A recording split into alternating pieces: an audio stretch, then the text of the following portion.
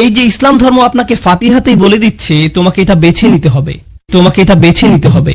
কেউ তোমাকে মুসলিম হতে জোর করতে পারবে না, তোমাকে নিজ থেকে আল্লাহর কাছে আসতে হবে। আর কেন আপনার আল্লাহর কাছে আসা উচিত?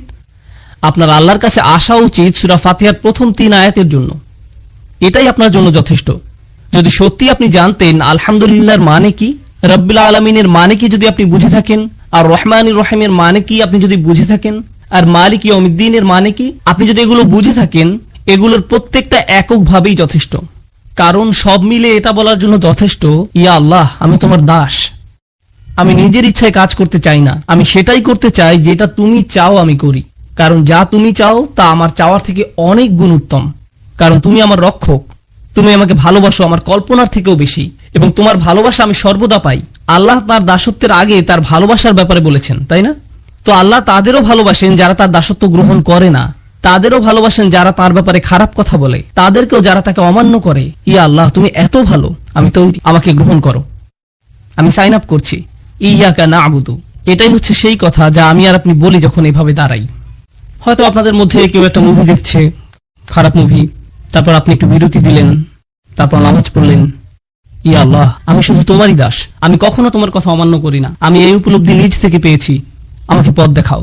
তারপর আপনি সালাম ফিরালেন, তারপর আবার মুভি প্লে করলেন। এর কোনো মানে হয়? ভাবুন তো, আপনাদের কেউ জুমার নামাজ পড়তে গেলেন, হাজার হাজার মানুষ, সবাই বলছে ইয়া আল্লাহ আমি তোমার দাস, সবাই বলছে ইয়া আল্লাহ আমি তোমার দাস, আমি এই উপলব্ধি নিজ থেকে পেয়েছি, আমি এটা বুঝি যে আমি যদি নিজের ইচ্ছায় কাজ করি আমি নিজেই ক্ষতিগ্রস্ত হব, তাই আমাকে পথ দেখাও। তারপর জুমার নামাজ শেষে আপনি খারাপ কাজ করলেন। এটার কি কোনো অর্থ হয়? তার মানে হচ্ছে আমরা জিহ্বা দিয়ে এমন কিছু বলছি কিন্তু তা আমাদের অন্তরে পৌঁছায়নি, আর আমরা আসলে সে সম্পর্কে চিন্তাও করিনি। আসলে আমরা কি বলছি তা নিয়ে সচেতন থাকি না। যখন আমরা বলি ইয়াকা না'বুদু, আমরা আল্লাহর সাথে একটা সন্ধি করছি, আমরা আল্লাহর কাছে নিজেদের সম্পর্কে কিছু বলছি, আমরা আল্লাহর কাছে একটা দাবি করছি। কিভাবে আপনি আপনার মাকে বলেন যে আপনি তাকে ভালোবাসেন? আপনি যখন বাসায় আসেন তিনি আপনাকে বলেন জুতা খুলো, আপনি সেগুলো খোলেন না। তিনি আপনাকে বলেন ডিনার টেবিলে বসে খাও, আপনি সোফায় বসে খান। তিনি বলেন তোমার বন্ধুদের নিয়ে এসো না, আপনি আপনার বন্ধুদের নিয়ে আসেন। তিনি বলেন উচ্চস্বরে শব্দ করো না, আপনি শব্দ আরো বাড়িয়ে দেন। আর তারপর আপনি তাকে বলেন মা আমি আপনাকে ভালোবাসি। এটা কি একটা তামাশা নয়? তিনি কি কষ্ট পান না যখন তাকে বলেন যে আপনি তাকে ভালোবাসেন? এটা কি আপনার মায়ের জন্য অপমানকর নয়? আমরা কি আল্লাহকে অপমান করছি না? তিনি আমাদের যা যা করতে নিষেধ করেছেন আমরা তা সবই করছি, তারপর আমরা বলি ইয়া আল্লাহ আমরা আপনার দাস, আমরা পরিপূর্ণ দাস। সুবহানাল্লাহ। ওয়া ইয়্যাকা নাস্তাঈন, আর শুধু আপনার সাহায্যই আমরা চাই। কোরআনের সবচেয়ে সুন্দর আয়াতগুলোর মধ্যে একটা, ইয়্যাকা নাস্তাঈন।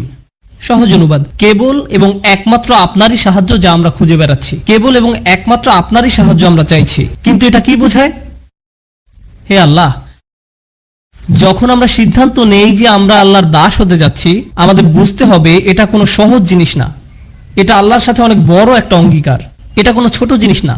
আর আপনি যখন বড় অঙ্গীকার করেন আপনার সাহায্য প্রয়োজন হয়। তাই আমরা আল্লাহর কাছে বলি হে আল্লাহ আমি একটা বড় অঙ্গীকার করেছি, আমি মনে করি না যে আমি নিজে নিজে এটা পালন করতে পারবো, আপনি কি এই ব্যাপারে আমার সাহায্য করতে পারেন? ইয়্যাকা নাস্তাঈন, দয়া করে সাহায্য করুন।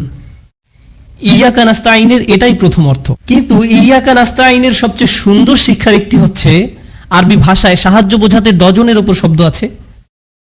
নাসর এবং মুসাআদা, মাসাদ, মুআউন, অনেক অনেক শব্দ আছে এর জন্য।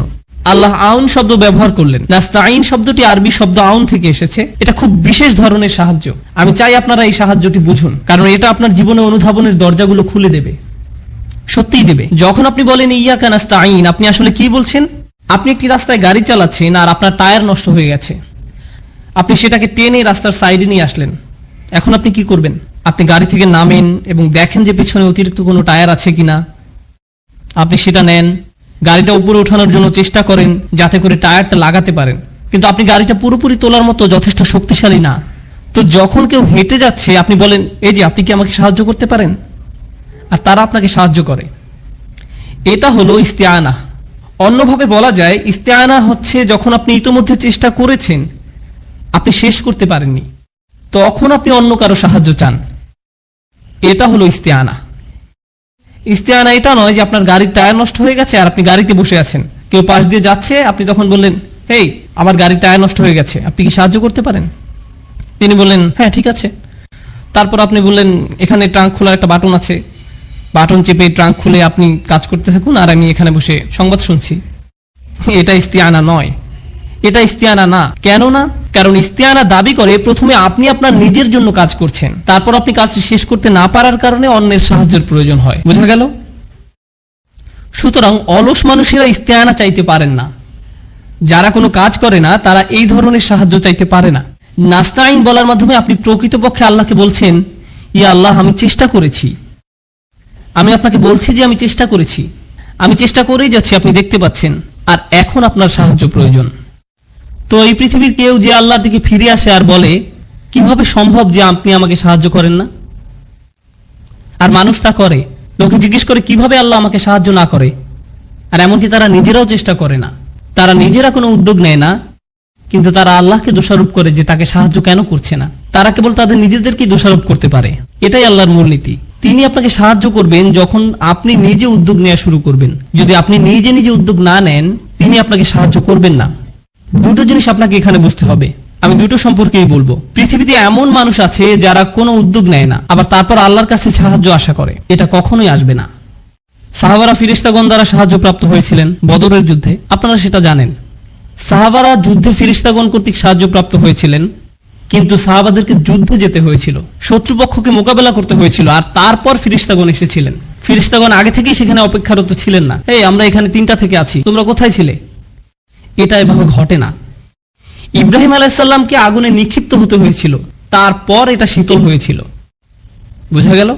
আপনাকে প্রথম আপনার অংশটুকু করতে হবে, যতটুকু আপনি পারেন, তারপর আল্লাহ সাহায্য আসবে। এটা নিজে নিজে আসে না। আরেকটা দিক হলো, এমন কিছু মানুষ আছে যারা ভাবে তারা নিজেরাই সব করতে পারে, তাদের আল্লাহর সাহায্য চাওয়ার দরকার নেই। আমি আমার চাকরিটি পেয়েছি কারণ আমি খুবই বুদ্ধিদীপ্ত, আমার খুব সফল একটা ব্যবসা আছে কারণ আমি খুব ভালো কিছু সিদ্ধান্ত নিয়েছিলাম, আমার একটা ভালো ডিগ্রি আছে কারণ আমি খুব চটপটে। আর আমরা ভাবা শুরু করি আমরা এটা পেয়েছি কারণ আমরা এটার যোগ্য দাবিদার, অথবা আমরা নিজেরা এটা অর্জন করেছি। ফাতিহা আমাদেরকে শিক্ষা দিচ্ছে সাফল্য তা এই জীবনে হলো দুটো জিনিস থেকে আসে। আপনি নিজে উদ্যোগ নেবেন, তারপর আপনি অন্যের সাহায্য চাইবেন। এবার বলছি নাস্তাইন সম্পর্কে শেষ বিষয়টি। যখন আপনি কারো কাছে সাহায্য চান, এটা সবসময় নির্দিষ্ট। যদি আমি কোনো একটা পাহাড়ের গায়ে ঝুলে থাকি, হেল্প, আর কেউ হেঁটে যাচ্ছে আর আমাকে 1 বোতল পানি দিল, আমি যে সাহায্য চেয়েছিলাম তা হলো আমাকে উপরে তুলুন। এটা নির্দিষ্ট। আমি আর অন্য কোনো ধরনের সাহায্য চাইছিলাম না, আমি এই ধরনের সাহায্য চেয়েছিলাম। আপনারা বুঝতে পারছেন? আপনার যখন কলমের কালি শেষ হয়ে যায় আর আপনি বলেন আপনি কি আমাকে সাহায্য করতে পারেন, তার মানে আপনি তাদের কলম চাইছেন। কিন্তু তারা যদি আপনাকে একটা বিস্কিট দেয়, সেটা সেই সাহায্য না যা আপনি খুঁজছেন। সাহায্য সবসময় নির্দিষ্ট। এটা কি পরিষ্কার? কারণ এটা সবসময় নির্দিষ্ট। আপনাকে বলতে হবে আপনি কোন সাহায্যটি চাইছেন। কিন্তু এই আয়াতে আমরা বলি ইয়াকা নাস্তাইন, ফিমা, কিসে?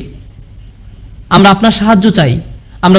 আমরা আল্লাহকে বলি, ইয়া আল্লাহ, আমরা আপনার কাছে সাহায্য চাইছি। কিন্তু কিসে আমার সাহায্য চাইছো? তুমি কি তোমার স্বাস্থ্যের বিষয়ে আমার সাহায্য চাইছো? তোমার পারিবারিক জীবনে? তুমি কি তোমার পড়াশোনায় আমার সাহায্য চাইছো? তুমি কি তোমার ধর্ম বিষয়ে আমার সাহায্য চাইছো? তুমি কি চাইছো? কেউ যখন খুব মরিয়া থাকে তখন তারা কি বলবে সেটা বুঝতে পারে না, তারা এমনকি ব্যাখ্যাও করতে পারে না তাদের কিসে সাহায্য প্রয়োজন। তখন তারা শুধু বলে সাহায্য করুন। এটা আমরা ফাতিহাতে বলি, হে আল্লাহ সাহায্য করুন। কারণ আমাদের যা যা দরকার তার সংখ্যা অনেক, এমনকি আমরা তার তালিকাও তৈরি করতে পারি না। তাই আমরা শুধু বলি ইয়াকা নাস্তাইন। সুবহানাল্লাহ। ইয়াকা না'বুদু ওয়া ইয়াকা নাস্তাইনের উপর শাইখ আশ-শারাই রাহিমাহুল্লাহর একটা সুন্দর কথা আছে, আমার খুবই প্রিয়। তিনি বলেছিলেন, সুবহানাল্লাহ, তিনি বলেছিলেন কেন আল্লাহ ইয়াকা না'বুদু প্রথমে বলেছিলেন আর কেন তিনি ইয়াকা নাস্তাইন দ্বিতীয় বললেন। কি হতো যদি তিনি এটা উল্টো করে দিতেন? কেন আপনি এটা উল্টে দিতে পারেন না, ইয়াকা নাস্তাইনু ওয়া ইয়াকা না'বুদু? তিনি বলেন দুটো কারণ আছে কেন আপনাকে এই পৃথিবীতে রাখা হয়েছে, সাহায্য চাইতে নাকি ইবাদত করতে, আল্লাহর দাসত্ব করতে। তাই আমাদের উদ্দেশ্যটা প্রথমে উল্লেখ করে নেওয়া হলো, আর আমাদের এই উদ্দেশ্য সফল করতে হলে আমাদের কি প্রয়োজন তা বলা হয়েছে দ্বিতীয়ত। কিন্তু আরেকটা আছে যেটা আরো বেশি সুন্দর জিনিস, যখন আমরা নিজেদের আল্লাহর কৃতদাসে পরিণত করি, যখন আমরা আল্লাহর ইবাদত করি, এটা আল্লাহর জন্য। যখন আমরা সাহায্য চাই, এটা কার জন্য? আমাদের জন্য। ইয়াকা না'বুদু আল্লাহর জন্য, আর ইয়াকা নাস্তাইন আমাদের জন্য। আপনি আল্লাহর জন্য যেটা চান তা আগে উল্লেখ করা উচিত, আর নিজের জন্য যেটা চান তা পরে উল্লেখ করা উচিত। এটা সুন্দর আচরণের অংশ। এটা ভালো বিনয়। ইয়াকা না'বুদু ওয়া ইয়াকা নাস্তাঈন। সুবহানাল্লাহ। আপনারা বুঝতে পেরেছেন? বেশিরভাগ মানুষই ভালো কাজ বলতে বোঝে এমন কিছু যা তারা নিজেরা করে। ভালো কাজ মানে হচ্ছে আমি নামাজ পড়ি, আমি দান করি, আমি ভালো কিছু করলাম, আমি গালি দেই না, আমি এটা করি সেটা করি, আমি খারাপ কাজ থেকে দূরে থাকি এবং ভালো কাজ করার চেষ্টা করি। মানে হচ্ছে মানুষ ভালো কাজ বলতে বোঝে যাতে তারা কেবল নিজেরা সম্পৃক্ত। কিন্তু আসলে আমরা দুই ধরনের কাজ করি, এমন কাজ যা আমাদের প্রভাবিত করে আর এমন কাজ যাতে অন্যরা প্রভাবিত হয়। এই দুই ধরনের কাজ আছে। যখন আপনি নামাজ পড়েন তখন কে প্রভাবিত হয়? আপনি নিজেই। যখন আপনি দান করেন এটা আপনাকে প্রভাবিত করে, আবার অন্যকেও প্রভাবিত করে। যখন আপনি মিথ্যা বলেন এটা আপনাকে প্রভাবিত করে, কিন্তু এতে অন্য কেউ প্রভাবিত হয় না। এখন বিষয় হচ্ছে, আপনি যদি শুধুমাত্র এমন ভালো কাজের ব্যাপারে চিন্তা করেন যা শুধু আপনাকে প্রভাবিত করে, আর আপনার আশেপাশের মানুষরা এমন নয়, হয়তো অন্য কিছু করছে, তারা তাদের কর্তব্যে অবহেলা করছে, আর তারা যে তাদের দায়িত্ব অবহেলা করছে তা শুধু তাদেরকেই সমস্যায় ফেলছে না, বরং কাকে সমস্যায় ফেলছে? অন্যদেরকেও। আপনার অন্যদের প্রতিও দায়িত্ব আছে, আর এর অবহেলার কারণে অন্যরা প্রভাবিত হচ্ছে। আপনাকে অন্যায়ের বিপক্ষে দাঁড়িয়ে সত্য কথা বলতে হবে, এটা আপনার দায়িত্ব, এটা মানবতার প্রশ্ন। সহজভাবে বললে আসলে এমনটা করতে সাহসের প্রয়োজন হয়। সেই মুহূর্তে কথা বলা যখন আপনি দেখছেন আপনার চুপ থাকার কারণে হয়তো অন্য কেউ সমস্যায় পড়বে, এটা হলো তাওয়াসি বিল হক। আমাকে সত্যিকার অর্থেই তার পক্ষে দাঁড়াতে হবে, কারণ আমি যদি না দাঁড়াই তাহলে নিশ্চিতভাবে অন্য কেউ সমস্যায় পড়বে। ধরুন আপনি রাস্তা দিয়ে যাচ্ছেন, সেখানে হয়তো কিছু বাচ্চা বেসবল খেলছে রাস্তার মাঝখানে, তারা খুব জোরে বল মারছে, বল হয়তো মানুষের গাড়িতে পড়ছে। এটা কি মেনে নেওয়ার মতো ঘটনা? না। তারা অন্য মানুষের সম্পদের ক্ষতি করছে। তখন আপনার মাথায় আসলো, আমার মনে হয় এদেরকে থামতে বলা উচিত, সম্ভবত আমার কিছু একটা তাওয়াসি বিল হক করা উচিত। বুঝা গেল? এই তোমরা এখানে খেলো না। কিন্তু তখন আপনার মাথায় আসবে, আমি যদি এদেরকে খেলা থামাতে বলি এরা হয়তো আমাকে নিয়েই খেলা শুরু করবে। এরা শুধু মুখে বলেই ক্ষান্ত হবে না, আমাকে মারতেও পারে শুধুমাত্র থামতে বলার কারণে। এটা একটা খুবই ছোট উদাহরণ। বড় পরিসরে বললে, পরিবারের ভেতরে যদি এমন হয়, আপনার বাবা হয়তো কোনো ভুল করেছেন, আপনার মা, আপনার মেয়ে, আপনার বোন, আপনার স্ত্রী, পরিবারের কেউ হয়তো কোনো ভুল করেছে, তারা কোনো অন্যায় করেছে, কেউ হয়তো মোহর পরিশোধ করছে না, কিংবা সম্পত্তির সমান ভাগ করা হচ্ছে না, আর এটা আপনার সামনেই ঘটছে। আপনার ভেতরে তখন মনে হচ্ছে আমার কিছু বলা উচিত, আমার বলা উচিত যেটা ভুল। কিন্তু তখন আপনি ভাবেন এর ফলাফল কি হবে? তারা সবাই আমাকে বকা দেবে, তারা হয়তো আমাকে অহংকারী ভাববে, এমনকি আমার সাথে কথা বলা বন্ধও করে দিতে পারে। এরকম আরো অনেক কিছু হতে পারে। তাহলে বুঝতে পারছেন, যখন আপনি সত্যি কথাটা বলতে চান তখন আপনার মাথায় কি কি আসে? এই সব ফলাফলগুলো। কিন্তু আল্লাহ আজ্জা ওয়া জাল্লা আমাদেরকে ছাড় দিয়েছেন, তিনি আমাদেরকে সব ভয় ভীতি থেকে মুক্তি দিয়েছেন। এই কারণে আমাদের সকল ভয় দুশ্চিন্তা চলে যায় যখন আল্লাহ বলেন ইল্লাল্লাযীনা আমানু। প্রথম অংশে যখন আপনার ঈমান থাকে তখন কি হয়? তখন আপনি কাকে ভয় পান? শুধুমাত্র আল্লাহ, কেবল আল্লাহ। যখন আপনি ভালো কাজ করেন তখন শুধু ঈমান বাড়তে থাকে, আর যখন ঈমান বাড়তে থাকে তখন আপনার পক্ষে তাওয়াসি বিল হক করাটা সহজ হয়ে যায়। আর যদি আপনি অনুভব করেন যে তাওয়াসি বিল হক করাটা আপনার পক্ষে বেশ কঠিন, বলুন তো এর মানে কি দাঁড়ায়? এর মানে দাঁড়ায় আপনার ঈমান ততটা শক্তিশালী নয়, আপনার ঈমান যথেষ্ট দৃঢ় নয়। এই দুটি বিষয় একটি অপরটির সাথে সম্পর্কযুক্ত। সত্যের পক্ষে দাঁড়ানো এবং কথা বলার সাহস থাকা সরাসরি ঈমানের সাথে সম্পর্কিত, একেবারে সরাসরি ভাবে যুক্ত। শেষ অংশটা নিয়ে বলি। এই দুইটি বিষয় যেহেতু একটি অপরটির সাথে সম্পর্কিত, এখানে একটা হাদিস মনে পড়েছে। এটা আনাস রাদিয়াল্লাহু তাআলা আনহু কর্তৃক বর্ণিত সহিহ মুসলিমের হাদিস। আচ্ছা, আগে আমরা আবু সাঈদ আল খুদরির হাদিসটি দেখি। মান রাআ মিনকুম মুনকারান ফালিয়ুগাইয়িরু বিয়াদিহি ফাইন লাম তাস্তাতি ফাবিকলবিহি যালিকা আদআফু আল ঈমান। আদআফুল আমল নয়, আদআফুল ঈমান। তিনি বলেন, কেউ যদি কোনো খারাপ কাজ সংঘটিত হতে দেখে তার উচিত হাত দিয়ে তার প্রতিরোধ করা। এটাও কিন্তু তাওয়াসি বিল হক। তিনি যদি এটা না পারেন তাহলে কি দিয়ে প্রতিবাদ করা উচিত? তার মুখ দিয়ে প্রতিবাদ করা উচিত, তার এর বিরুদ্ধে বলা উচিত। সে যদি এটাও না পারে, অন্তত তার অন্তরে এ ব্যাপারে খারাপ ধারণা করা উচিত। আর এটাই হচ্ছে সবচেয়ে দুর্বল ঈমান, আর এটাই হচ্ছে সবচেয়ে দুর্বল ঈমানের পরিচয়। রাসূল সাল্লাল্লাহু আলাইহি ওয়াসাল্লাম বলেননি যে এটা হচ্ছে সবচেয়ে দুর্বল আমলের পরিচয়, এটা হচ্ছে সবচেয়ে দুর্বল ঈমান। তার মানে তিনি মানুষকে সত্যের প্রতি উৎসাহ দেয়া, সত্যের জন্য কিছু করাকে সরাসরি ঈমানের সাথে সংযুক্ত করেছেন। ঠিক যেভাবে সূরায় এসেছে, ইল্লাল্লাযীনা আমানু ওয়া আমিলুস সলিহাত ওয়া তাওয়াসাউ বিল হক। ইল্লাল্লাযীনা আমানু ওয়া আমিলুস সলিহাত, তারপর সাথে সাথে ওয়া তাওয়াসাউ বিল হক। এই তিনটিকে সম্পর্কযুক্ত করা হয়েছে। আর এই ব্যাপারে সবশেষে বলতে চাই, তাওয়াসি বিল হক হয়ে থাকে, এখানে তাওয়াসি শব্দটির মূল হচ্ছে তাফাউল, যার মানে হচ্ছে সহযোগিতা। তার মানে হচ্ছে এটা আপনার সমাজে হয়ে থাকে। এখানে বলা হচ্ছে যে এগুলো আপনার সমাজে সংঘটিত হবে, আপনার পরিবারে, আপনার মুসলিম বন্ধুদের মধ্যে, যারা নিজেদের মুসলিম দাবি করে, যারা ভালো কাজ করে। তাহলে তাওয়াসি বিল হক এখান থেকেই শুরু, তারপর এটা ছড়িয়ে পড়ে। সুতরাং যখন আমরা বলি অমুসলিমদের এই সত্যের ব্যাপারে জানানো দরকার, সর্বোপরি সমাজের প্রতি কর্তব্য, এই সব কিছু ঠিক আছে, কিন্তু এর শুরুটা কোথায় হবে? এর শুরু হবে আমাদের নিজেদের ঘরেই। যদিও শুরু করার জন্য এটাই সবচেয়ে কঠিন জায়গা, তবু এখান থেকেই আমাদের তাওয়াসি বিল হক এর সূচনা করতে হবে। আমাদেরকে সকল অন্যায় ও ভুল ভ্রান্তির দিকে নজর দিতে হবে, সেই সাথে ইমানের মৌলিক দিকগুলোর সাথে সাংঘর্ষিক বিষয়গুলোর প্রতি তাকাতে হবে, যা হয়তো আমাদের নিজেদের পরিবারেই ঘটছে, আর আমাদেরকে এর বিরুদ্ধে সোচ্চার হতে হবে। একটা চেয়ারে বসে ক্যামেরার সামনে মাইকে আপনাদেরকে এইসব বলাটা যত সহজ, নিজের পরিবারের মানুষদেরকে এসব বলা ততটাই কঠিন। সেটা অনেক অনেক অনেক বেশি কঠিন কাজ। এতে অনেক বেশি সাহসের প্রয়োজন হয়, এতে অনেক বেশি ধৈর্যেরও প্রয়োজন হয়, যা আমার পরবর্তী পয়েন্ট। আর তা হলো, যখন আপনি এগুলো করতে যাবেন তখন আপনার আবশ্যিকভাবে প্রচুর ধৈর্যের প্রয়োজন হবে। তাই আল্লাহ আজ্জা ওয়া জাল্লা এই সূরা শেষ করেছেন এভাবে, তাওয়াসাউ বিস-সবর। সবর শব্দটির কয়েকটি অর্থ আছে। বাংলায় ধৈর্য বললে অর্থটি ঠিক পরিপূর্ণ হয় না। তাহলে আসুন প্রথমে আমরা সবরের কয়েকটি অর্থ সম্পর্কে জেনে নেই। হ্যাঁ, সবর বলতে ধৈর্যও বোঝানো হয়, কিন্তু এ দিয়ে অধ্যবসায়ও বোঝানো হয়। অধ্যবসায় মানে হচ্ছে যখন পরিস্থিতি কঠিন হয়ে যায় তখনও আপনি এর সাথে লেগে থাকেন, তখনও আপনি তা চালিয়ে যান, এটাই হলো অধ্যবসায়। এই শব্দটি দিয়ে প্রতিশ্রুতিও বোঝানো হয়, অর্থাৎ আপনি কখনো আলসেমি করেন না, আপনি ঢিলেমি করেন না, আপনি প্রতিশ্রুতিবদ্ধ। যেন আপনি কোনো চাকরি করছেন আর প্রতিদিন আপনি সময় মতো হাজির হবেন, কিংবা কোনো অ্যাসাইনমেন্টের কাজে আছেন যা সময়ের মধ্যেই জমা দিতে হবে, এটাই হচ্ছে প্রতিশ্রুতি। এটা দিয়ে ধারাবাহিকতা বোঝায়, অর্থাৎ আপনি প্রতিশ্রুতির এদিক সেদিক করেন না, প্রতিশ্রুতি ভঙ্গ করেন না, এটা ঠিক থাকে। ইবনে তাইমিয়া রাহিমাহুল্লাহ সবরের সংজ্ঞায়ন করেছেন এভাবে, তিনি বলেছেন, সুসময় বা দুঃসময় আল্লাহ তাআলার প্রতি সমান আনুগত্য ধরে রাখাই সবর। আপনি যদি আল্লাহর প্রতি আনুগত্য ধরে রাখতে পারেন, সুসময় বা দুঃসময় যাই হোক না কেন, তাহলেই আপনি সত্যিকারের সবরের চর্চা করছেন। এটাই হলো সবর। এরপর আমরা দেখতে পাই আল্লাহ এখানে বলেননি ওয়া তাওয়াসাউ বিল হক ওয়া সাবারু। এটা খুবই গুরুত্বপূর্ণ। তারা তাদের সামর্থ্যের সবটুকু দিয়ে আন্তরিকতা ও সততার সাথে একে অপরকে সত্যের প্রতি ও তাদের দায়িত্বের ব্যাপারে উৎসাহ প্রদান করে।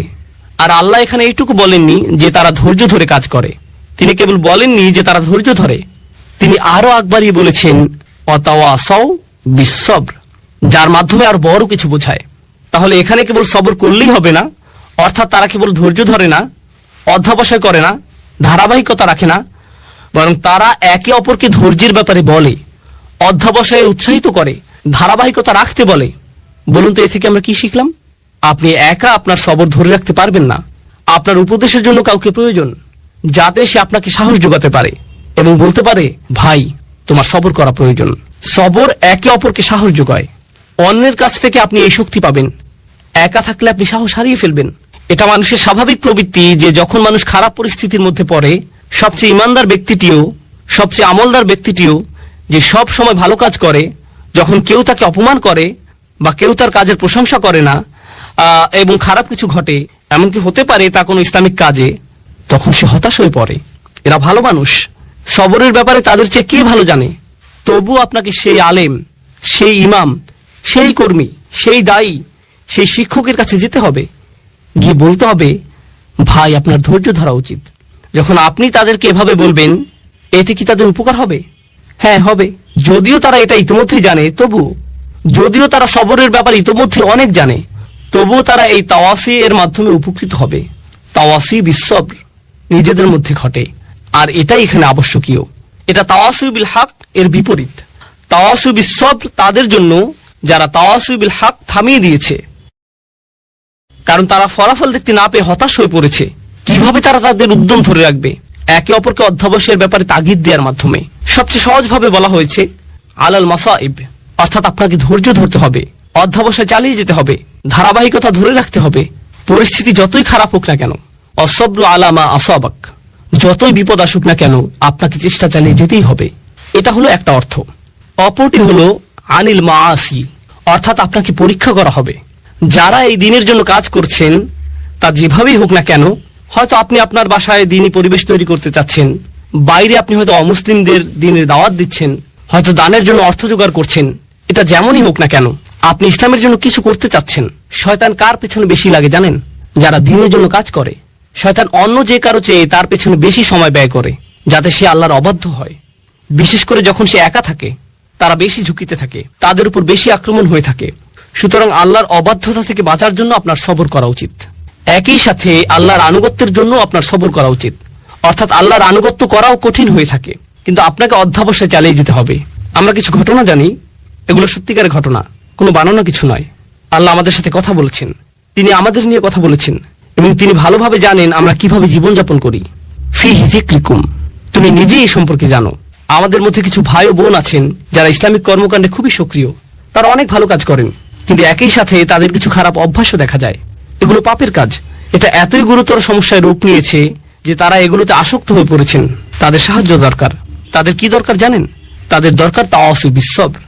তাদের কাউকে দরকার যে তাকে অনবরত উপদেশ দিবে, বলবে শোনো, তোমাকে চেষ্টা করতে হবে, তোমাকে সংযত হতে হবে। এই 4টি উপাদান সম্পর্কে আমি সবশেষ কয়েকটি বিষয় বলতে চাই। এর প্রথম বিষয়টি হচ্ছে, এই 4টি উপাদানই অতীতকালে বর্ণিত হয়েছে। ইল্লাল্লাযীনা আমানু অতীতকাল, ওয়া আমিলু অতীতকাল, ওয়াতাওয়াসাউ বিল হক, ওয়াতাওয়াসাউ সবগুলোই অতীতকাল। এর মাহাত্ম্য কি? যদি এভাবে বলা হতো ইল্লাল্লাযীনা ইউমিনুন ওয়া ইয়ামালুনাস সালিহাত ওয়া ইয়াতাসালুনা বিল হক ওয়া ইয়াতাসালুনা বিস-সবর, তাহলে কি পার্থক্য হতো? বর্তমান কালে বললে কি হতো? অতীতকালে বলার কারণে বোঝা যাচ্ছে এখানে এমন মানুষের কথা বলা হচ্ছে যারা মৃত্যুর আগ পর্যন্ত সারাটি জীবন এই 4টি কাজ করেছে। সুতরাং এখন আপনি তাদের জীবনটি পর্যালোচনা করে দেখতে পারেন। আপনি তাদেরকে দেখে বলবেন, হ্যাঁ, তারা তাদের জীবনকে ঈমানের দাবি অনুসারে অতিবাহিত করেছে। যখন আপনি তাদের জীবনের দিকে তাকাবেন, আপনি বলবেন তারা ভালো কাজ করেছে এবং তারা তাওয়াসু বিল হক করেছে, তাওয়াসাউ বিস-সবর করেছে। অন্যভাবে বললে এটা সেই আয়াতটি পরিপূর্ণ করেছে যেখানে বলা হচ্ছে ওয়ালা তামুতুন্না ইল্লা ওয়া আনতুম মুসলিমুন, ভুলেও মুসলিম না হয়ে মৃত্যুবরণ করো না। আপনি যখন তাদের জীবনটি দেখবেন, আপনি বলবেন না তারা আগে ভালো ছিল, পরবর্তীতে তারা বিপথে চলে গেছে, তাদের জীবনের শেষ দিনটি পর্যন্ত তারা অটুট ছিল। সুতরাং আপনি তাদেরকে দেখে অবশ্যই বলবেন তারা এই 4টি বিষয় পরিপূর্ণ করেছে। তাই এগুলোকে অতীতকাল বলার কারণ বোঝা যায়, মৃত্যুর আগ পর্যন্ত তাদের গোটা জীবনটি এই 4টি কাজের সমষ্টি। এরাই সফল হয়েছে। অর্থাৎ আপনি থামতে পারবেন না।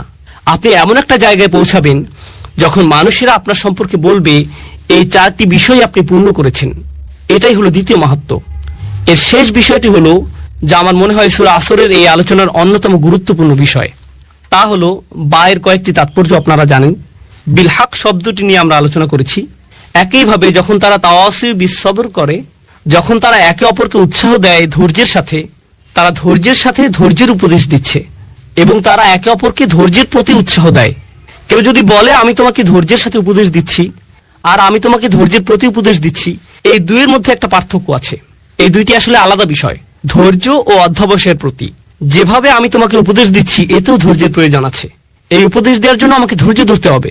আপনাকে তাড়াহুড়া করলে চলবে না, আপনাকে খুবই ধৈর্যশীল হতে হবে।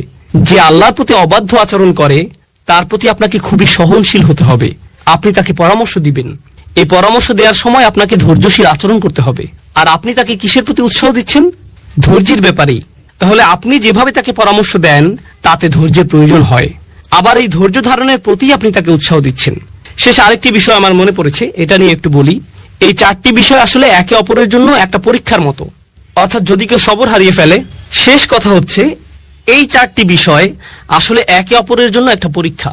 অর্থাৎ যদি কেউ সবর হারিয়ে ফেলে তাহলে সে তাওয়াসু বিল হক করতে পারবে না। কেন পারবে না? কারণ যখনই সে মানুষকে সত্যের ব্যাপারে জানাতে যাবে, মানুষ এমন কথা বলবে যা সে সহ্য করতে পারবে না। আর যখন মানুষের এমন কথা সে শুনবে, পরিস্থিতি তার জন্য কঠিন হয়ে যাবে। সে বলবে আমি এটা নিতে পারছি না। যখন সে বলবে আমি এটা নিতে পারছি না, আমি সহ্য করতে পারছি না, এ থেকে তার কিসের ঘাটতি বোঝা যায়? সবরের ঘাটতি। সুতরাং যখন কেউ সত্যের প্রতি আহ্বান করে না, বুঝতে হবে সেখানে সবরের ঘাটতি আছে। আরেকটি বিষয় এ থেকে বোঝা যায়, তা হলো কেউ হয়তো ভাবতে পারে যে সে সত্যের প্রতি ডাকছে, কিন্তু এই কথায় কারো কোনো সমস্যা হচ্ছে না। সে ভাবছে যে সত্যের প্রতি ডাকছে, কিন্তু তার এই ডাকায় কারো কোনো সমস্যা নেই, কেউ তার কথায় ক্ষুব্ধ হচ্ছে না। এর মানে কি জানেন? আপনি যেহেতু সবর ছাড়াই তাওয়াসুবিল হক এর প্রতি মানুষকে ডাকতে পারেন, আপনি খুব সম্ভবত তাওয়াসুবিল হক করছেন না। কেননা এই পৃথিবীর সবচেয়ে ভদ্র ও নরম মনের মানুষেরা যখন মানুষকে সত্যের পথে ডেকেছে, তারা বিপদে পড়েছেন। এটা হচ্ছে এই কাজের আবশ্যিক ফলাফল। আল্লাহর সবচেয়ে ধৈর্যশীল রাসূলদের দিকে তাকান, নূহ আলাইহিস সালামের দিকে তাকান। তার পুরোটা জীবন ছিল দাওয়াতি কাজে পূর্ণ, আর পুরো জীবন জুড়েই ছিল সবর। কেননা তিনি মানুষকে যা বলেছেন তা মানুষকে বাধ্য করেছে তাকে অপমান করতে, কটু কথা বলতে, তার বিরুদ্ধে দাঁড়াতে। আর এজন্য প্রয়োজন হয় সবরের। আর যখন এই দুটিরই ঘাটতি হয়, যখন আপনি মানুষকে সত্যের প্রতি ডাকছেন না, আর সেজন্য আপনার সবর করারও কোনো প্রয়োজন নেই, যখন এই শেষ দুটির ঘাটতি হয়,